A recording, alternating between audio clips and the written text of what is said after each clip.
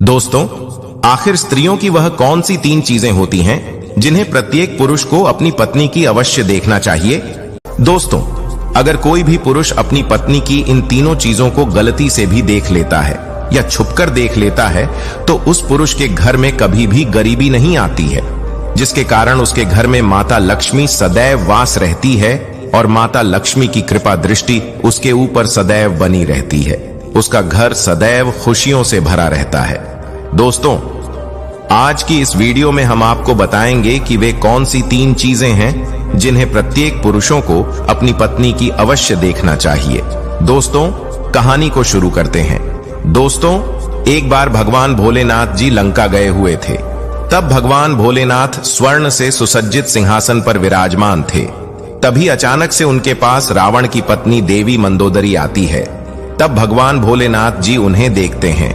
तब देवी मंदोदरी अपने मन में कुछ सोच रही थी और बहुत परेशान भी लग रही है। उनको यूं चिंतित देखकर भगवान भोलेनाथ जी देवी मंदोदरी से कहते हैं, हे देवी मंदोदरी, आप चिंतित लग रही हैं। आप किस बात को लेकर इतना चिंतित हैं? आप निश्चिंत होकर मुझसे कहिए, हम आपको आपके सभी प्रश्नों के उत्तर अवश्य दे देंगे। भगवान भोलेनाथ जी की बात सुनकर देवी मंदोदरी उनसे कहती हैं, हे भोलेनाथ, आज मेरे मन में एक विचित्र टाइप का प्रश्न उठ रहा है और मेरा वह प्रश्न यह है कि स्त्री की वे 3 कौन सी चीजें होती हैं जिन्हें प्रत्येक पुरुषों को अपनी पत्नी की अवश्य देखना चाहिए और जिसे देखने वाला व्यक्ति कभी भी गरीब नहीं रहता है।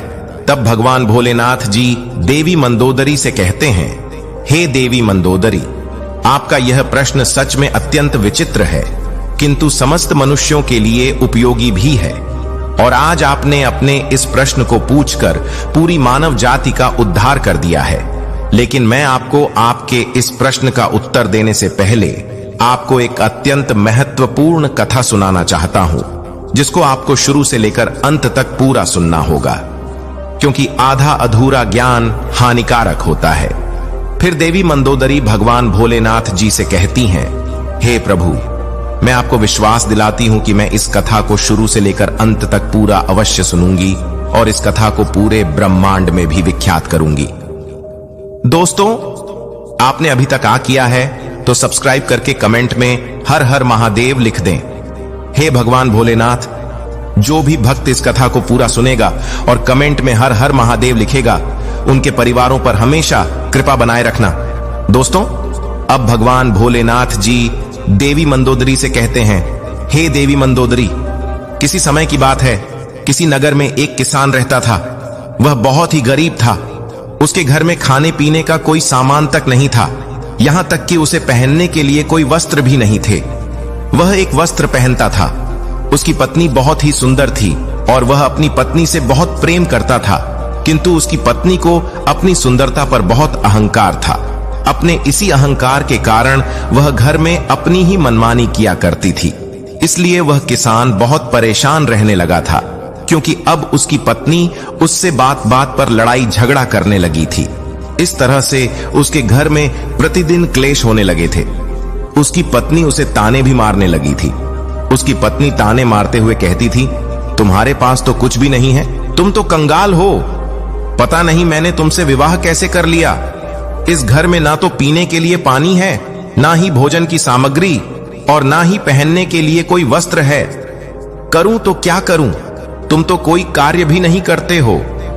अपनी पत्नी की ऐसी बातों को सुनकर उस किसान को बहुत बुरा लगता था, लेकिन उसे समझ में नहीं आ रहा था कि उसके साथ ऐसा क्यों हो रहा है। इसलिए वह किसान बहुत ही चिंतित रहने लगा था और अब उसका मन किसी कार्य में भी नहीं लग रहा था। फिर धीरे धीरे उसे और भी गरीबी का सामना करना पड़ा।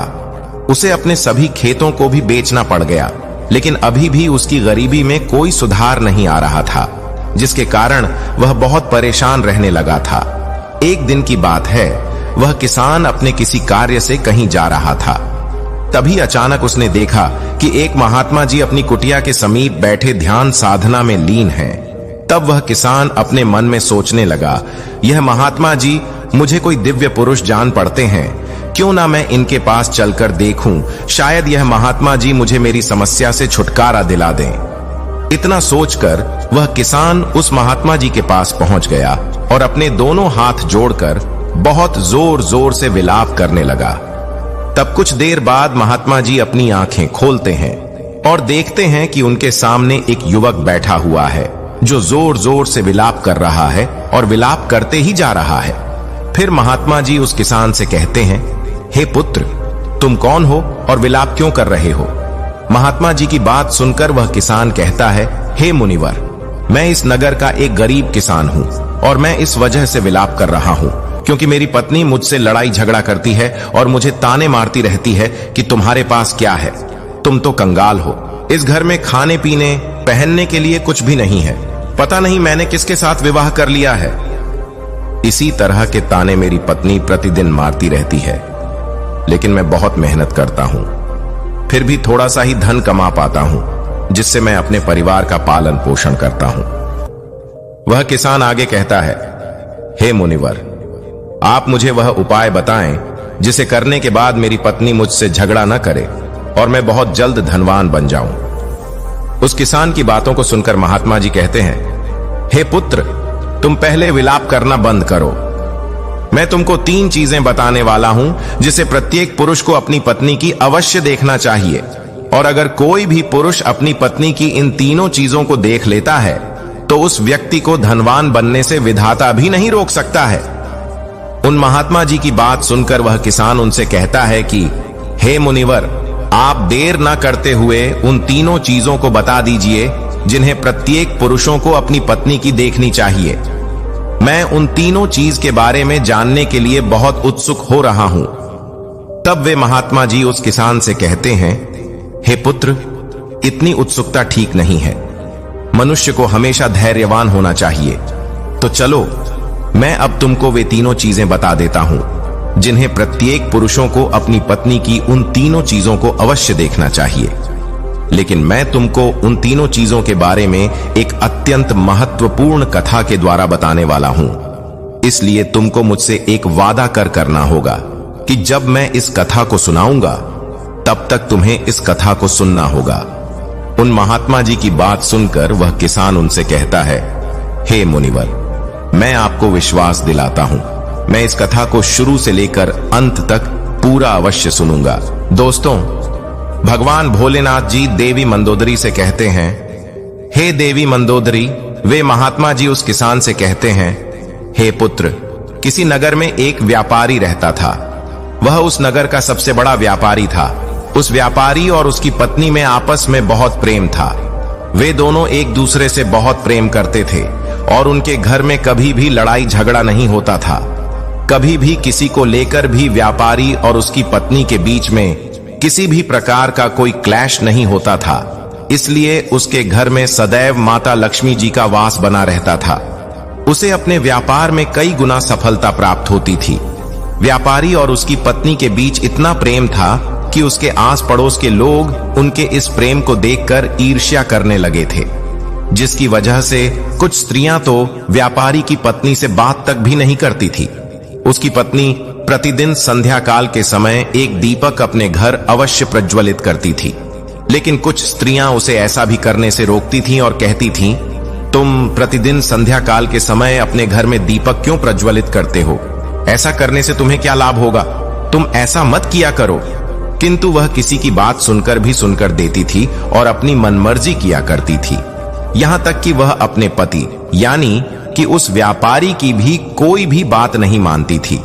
वह अपने अनुसार घर को चलाती थी और वह व्यापारी भी अपनी पत्नी को किसी भी कार्य को करने से मना नहीं करता था, क्योंकि वह व्यापारी बहुत बुद्धिमान था। वह अच्छी तरह से जानता था कि अगर वह अपनी पत्नी को किसी भी कार्य को करने से मना करेगा तो निश्चित है कि उन दोनों में लड़ाई झगड़ा होगा और प्रतिदिन क्लेश होगा, जिसकी वजह से उसका ध्यान अच्छी तरह से व्यापार में नहीं लग पाएगा और व्यापार में हानि होने लगेगी। साथ ही साथ वह व्यापारी अपनी पत्नी को छोड़ना भी नहीं चाहता था, क्योंकि वह अपनी पत्नी से बहुत प्रेम करता था। लेकिन उसकी पत्नी उससे ज्यादा प्रेम नहीं करती थी, बल्कि उस व्यापारी के सामने दिखावा मात्र का प्रेम जताती थी और अपने पति से नाराज भी हो जाती थी। किंतु किसी तरह से वह व्यापारी अपनी पत्नी को मना लेता था। इसी तरह से दिन गुजर रहे थे। और वह व्यापारी अपनी पत्नी के साथ सुखपूर्वक से जीवन व्यतीत कर रहा था। फिर धीरे धीरे यह बात पूरे नगर में फैल गई और अब उस नगर के सभी लोग उस व्यापारी और उसकी पत्नी के इस प्रेम का उदाहरण दे देने लगे थे। फिर जब यह बात उस नगर के राजा को पता चली कि व्यापारी और उसकी पत्नी एक दूसरे से बहुत प्रेम करते हैं, तब उसने अपने सैनिकों को बुलाया और उनसे कहा, जाओ उस व्यापारी और उसकी पत्नी को बड़े आदर सत्कार के साथ राजमहल में ले आओ। हम उनका सम्मान करना चाहते हैं, लेकिन तुम उन्हें कुछ भी मत बताना। दोस्तों, भगवान भोलेनाथ जी देवी मंदोदरी से कहते हैं, हे देवी मंदोदरी, राज्य की आज्ञा पाकर सैनिक उस व्यापारी के घर जाते हैं और उसके घर का दरवाजा खटखटाने लगते हैं। फिर कुछ देर बाद वह व्यापारी अपने घर का दरवाजा खोलता है तो वह देखता है कि उसके सामने राजा के सैनिक खड़े हुए। तब वह व्यापारी उन सैनिकों से कहता है कि आप लोग आज मेरे घर क्यों आए हैं? फिर वे सैनिक कहते हैं, चलिए, आपको राजा साहब ने अपने राजमहल में बुलाया है। फिर राजा के वे सैनिक उन दोनों को अपने साथ राजमहल ले आते हैं। राजमहल में पहुंचकर राजा उस व्यापारी और उसकी पत्नी का अच्छी तरह से अतिथि सत्कार करते हैं। उसके बाद उन्हें थोड़ा सा धन दे देते हैं, जिसको पाकर वह व्यापारी और उसकी पत्नी बहुत प्रसन्न हो जाते हैं और प्रसन्नता पूर्वक अपने घर चले जाते हैं। उसके बाद उस नगर का राजा पूरे नगर में यह ऐलान कर देता है कि आज रात को पूरे नगर में सभी लोगों के घरों में व्यापारी और उसकी पत्नी के बीच इतना प्रेम होने के कारण दीप प्रज्वलित किए जाएं, जिससे उस व्यापारी और उसकी पत्नी के बीच के प्रेम की सराहना हो। राजा की आज्ञा सुनकर उस नगर के सभी लोगों के घरों में दीपक प्रज्वलित किए जाते हैं, किंतु उस नगर के सभी घरों के दीपक थोड़ी ही देर बाद बुझ जाते हैं। लेकिन उस व्यापारी के घर का दीपक अभी भी जल रहा था और उसका प्रकाश बहुत दूर दूर फैल रहा था। फिर उस नगर के राजा ने अपने मन में सोचा कि क्यों ना अब मैं बाहर चलकर देखता हूं कि किस किस ने अपने घरों में दीपक प्रज्वलित किए हैं और किसका दीपक अभी भी प्रज्वलित हो रहा है। इतना अपने मन में सोचकर वह राजा अपने महल से उसकी तरफ देखने लगता है तो उसे दिखाई देता है कि उस नगर में किसी घर में भी कोई दीपक नहीं जल रहा है, लेकिन उस व्यापारी के घर में जलाया हुआ दीपक अभी भी जल रहा है। राजा अभी उस नगर की तरफ देख ही रहा था कि इतने में वहां पर उनकी रानी आ जाती है। तब राजा साहब रानी से कहते हैं, रानी जी, नगर की तरफ देखिए। नगर के सभी घरों में कोई भी दीपक अब भी नहीं जल रहा है, लेकिन अभी भी उस व्यापारी के घर में जलाया हुआ दीपक जल रहा है। इससे स्पष्ट हो जाता है कि उस व्यापारी और उसकी पत्नी के बीच में कितना ज्यादा प्रेम है, और उन दोनों के आपस में इतना ज्यादा प्रेम होने का कारण वह व्यापारी है, क्योंकि वह बहुत बुद्धिमान है और अपनी सूझबूझ से अपने घर को चलाता है। लेकिन रानी राजा की बात से सहमत नहीं होती हैं और राजा से कहती हैं, हे महाराज, मैं आपकी बात से सहमत नहीं हूं। मेरे हिसाब से इसका कारण है। दोस्तों, भगवान भोलेनाथ जी देवी मंदोदरी से कहते हैं, हे देवी मंदोदरी। इसी बात को लेकर राजा और रानी में बहुत देर तक बहस होती है और बात लड़ाई तक पहुंच जाती है। फिर राजा और रानी के बीच में तलवार आर तक चलने लगती है, जिससे राजा और रानी को कई चोटें भी लग जाती हैं। तभी अचानक से राजा ने रानी से कहा, हम दोनों यूं लड़ाई क्यों कर रहे? क्यों ना हम उस व्यापारी और उसकी पत्नी की परीक्षा ले लें, जिससे पूर्ण रूप से स्पष्ट हो जाएगा कि उन दोनों में इतना ज्यादा प्रेम होने का कारण कौन है। राजा की बात रानी भी स्वीकार कर लेती हैं और कहती हैं, ठीक है, मैं पहले उस व्यापारी की पत्नी की परीक्षा लेना चाहती हूं। फिर राजा साहब भी कहते हैं, ठीक है रानी जी, आप जैसा चाहे वैसे व्यापारी की परीक्षा ले सकती हैं। फिर रानी कुछ सैनिकों को बुलाती हैं और उनसे कहती हैं, जाओ उस व्यापारी से कह देना कि अगर वह अपनी पत्नी को मार डालेगा तब मैं उससे विवाह कर लूंगी और राजा साहब को बंदी बनाकर कारागार में बंद कर दूंगी। राजा के स्थान पर उसे सिंहासन पर विराजमान कर दूंगी। रानी का आदेश पाकर वे सैनिक उस व्यापारी के घर पर पहुंच जाते हैं। शाम होने वाली थी और व्यापारी की पत्नी कहीं गई हुई थी, लेकिन वह व्यापारी घर में ही था क्योंकि वह थोड़ा सा बीमार पड़ गया था। फिर वे सैनिक उस व्यापारी के घर के पास पहुंचकर उसके द्वार के दरवाजे को खटखटाने लगते हैं। तब दरवाजे खटखटाने की आवाज सुनकर वह व्यापारी किसी तरह से दरवाजे को खोलता है। तो वे सैनिक उस व्यापारी से कहते हैं, सुनिए, रानी साहिबा का आदेश है कि अगर आप अपनी पत्नी को जान से मार डालेंगे तब रानी साहिबा आपसे विवाह कर लेंगी और राजा साहब को बंदी बनाकर कारागार में डाल देंगी, फिर आपको उनके स्थान पर सिंहासन पर विराजमान कर देंगी। इस नगर पर आपका राज्य हो जाएगा।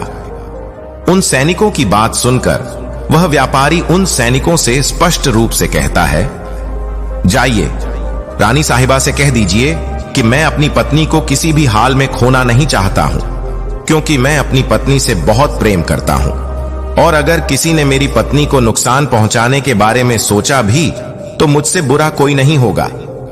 और बात रही रानी साहिबा से विवाह करने की, तो आप रानी साहिबा से कह दीजिएगा कि मैं उनसे किसी भी हाल में विवाह करने के लिए तैयार नहीं हूं, चाहे वे मुझे अपना सिंहासन ही क्यों ना दे दें। मैं अपनी पत्नी का स्थान किसी को नहीं दे सकता हूं। फिर उस व्यापारी की बातों को सुनकर वे सैनिक राजमहल पहुंच जाते हैं और रानी को उस व्यापारी द्वारा बताई गई बातों को बता देते हैं। उसके बाद राजा रानी से कहता है, देखा ना, वह व्यापारी कितना समझदार है। और इससे स्पष्ट हो जाता है कि व्यापारी और उसकी पत्नी के बीच में इतना ज्यादा प्रेम होने का कारण वह व्यापारी ही है, क्योंकि वह अपनी पत्नी से बहुत प्रेम करता है। राजा की बात सुनकर रानी राजा से कहती है, आप यह कैसे कह सकते हो? आपने अभी तक उस व्यापारी की पत्नी की परीक्षा तो ली ही नहीं है। फिर राजा कहता है, ठीक है, मैं आपके मन को संतुष्ट करने के लिए उसकी पत्नी की परीक्षा ले लेता हूं। तब राजा कुछ सैनिकों को बुलाता है और उनसे कहता है, जाओ और इस नगर में रहने वाले उस धनवान व्यापारी की पत्नी से कहना कि अगर वह अपने पति को मौत के घाट उतार देगी तो मैं उसे अपनी रानी के रूप में स्वीकार कर लूंगा और उसे सदैव अपनी पटरानी बनाकर रखूंगा। दोस्तों, भगवान भोलेनाथ जी देवी मंदोदरी से कहते हैं, हे देवी मंदोदरी। अब वे महात्मा जी उस किसान से कहते हैं, हे पुत्र, आज्ञा पाकर वे सैनिक उस व्यापारी के घर की तरफ निकल जाते हैं।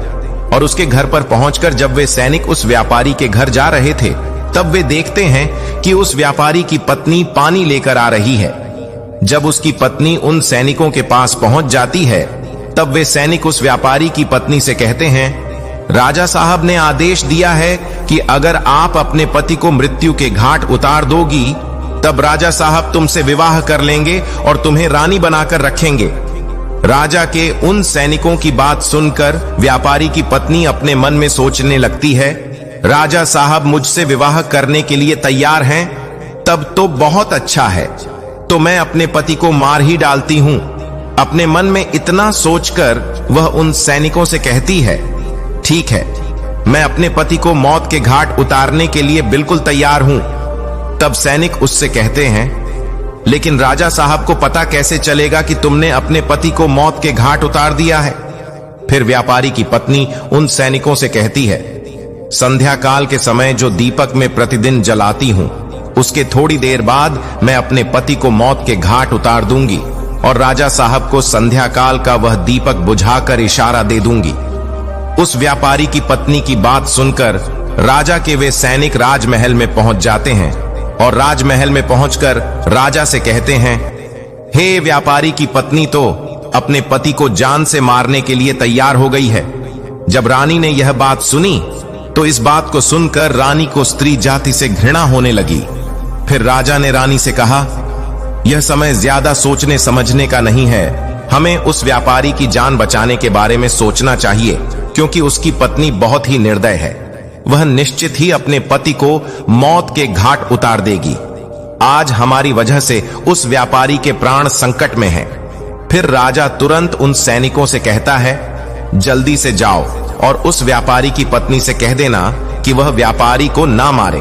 राजा का आदेश पाकर वे सैनिक दौड़ते हुए व्यापारी के घर पर पहुंच जाते हैं। तो वे देखते हैं कि उस व्यापारी की पत्नी ने अपने पति को दिन में ही मौत के घाट उतार दिया है। तब वे सैनिक व्यापारी की पत्नी को डांटते हुए कहते हैं, तुमने तो हमसे कहा था कि तुम व्यापारी को शाम को मौत के घाट उतारोगी, लेकिन तुमने व्यापारी को दिन में क्यों मार डाला? राजा के उन सैनिकों की बात सुनकर उस व्यापारी की पत्नी उससे कहती है, मुझे तो अपने पति को मारना ही था और मैं इसे बहुत पहले ही मारना चाहती थी, परंतु कोई सही मौका नहीं मिला, इसलिए मैंने अपने पति को मार ही नहीं पाई और मैंने सोचा कि दिन में को मौत के घाट उतार देती हूं और दीपक शाम होते ही बुझा दूंगी। तो सैनिकों, मैंने अपने पति को मौत के घाट उतार दिया है। अब राजा साहब मुझे अपनी रानी बनाएंगे। तब उन सैनिकों ने कहा, यह तो आप चलकर राजा साहब से ही पूछ लीजिए। फिर व्यापारी की पत्नी और वे सैनिक राजमहल पहुंच जाते हैं और वे सैनिक राजा साहब को सारी बात बता देते हैं, जिसे सुनने के बाद राजा साहब बहुत क्रोधित हो जाते हैं और व्यापारी की पत्नी को बंदी बनाकर कारागार में डाल देते हैं। दोस्तों, भगवान भोलेनाथ जी देवी मंद मंदोदरी से कहते हैं, हे देवी मंदोदरी। वे महात्मा जी उस किसान से कहते हैं, हे पुत्र, चलो अब मैं तुम्हें वे तीनों चीजों को बता देता हूं जिसे प्रत्येक पुरुष को अपनी पत्नी की अवश्य देखना चाहिए और जिसे देखने के बाद उसके घर में कभी भी क्लेश नहीं होता है। तो पहली चीज, अपनी पत्नी की यह देखनी चाहिए कि पत्नी कहां आ रही है, कहां है, किससे मिल रही है और किससे बात कर रही है। जो भी पुरुष अपनी पत्नी की इन तीनों चीज को देखता है तो उसके घर में कभी भी क्लेश नहीं होता है और उसका अपनी पत्नी पर नियंत्रण भी होता है। दूसरी चीज, प्रत्येक पुरुष को अपनी पत्नी की अवश्य देखनी चाहिए, वह है बोलचाल। प्रत्येक पुरुषों को अपनी पत्नी की बोलचाल की भाषा देखनी चाहिए कि उसकी बोलचाल की भाषा कैसी है और अपने पति की बात मानती है कि नहीं, उसकी इज्जत करती है कि नहीं। इस चीज को भी प्रत्येक पुरुषों को अपनी पत्नी की अवश्य देखना चाहिए। तीसरी चीज, प्रत्येक पुरुष को अपनी पत्नी के चाल चलन अवश्य देखना चाहिए। जो भी पुरुष अपनी पत्नी के चाल चलन देखता है और अपनी पत्नी को नियंत्रण में रखता है तो उस घर में कभी भी क्लेश नहीं होते हैं। लेकिन जो स्त्रियां घर को अपनी ही मनमानी पर चलाती हैं और पति की बातों को नहीं मानती हैं, तब उसका भी हाल उस व्यापारी की तरह ही हो जाता है। दोस्तों, भगवान भोलेनाथ जी देवी मंदोदरी से कहते हैं, हे देवी मंदोदरी, अब तो आपको आपके सभी प्रश्नों के उत्तर मिल ही गए होंगे। तब देवी मंदोदरी भगवान भोलेनाथ जी से कहती हैं, हे प्रभु, आज आपने मुझे बहुत ही महत्वपूर्ण ज्ञान दिया है। मैं आपको विश्वास दिलाती हूं कि मैं इस ज्ञान का विस्तार समस्त ब्रह्मांड में अवश्य विख्यात करूंगी।